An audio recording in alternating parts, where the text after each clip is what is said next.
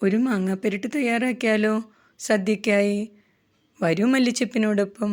അതിനായി ഒരു മാങ്ങ കഷ്ണങ്ങളാക്കിയത്, 2 ടേബിൾ സ്പൂൺ മുളക് പൊടി, 1/4 ടീസ്പൂൺ മഞ്ഞൾപ്പൊടി, ഉലുവപ്പൊടി, കായപ്പൊടി, 1 ടീസ്പൂൺ കടുക് ചതച്ചതും, താളിപ്പിനായി ഉഴുന്നും ഉലുവയും കറിവേപ്പിലയും.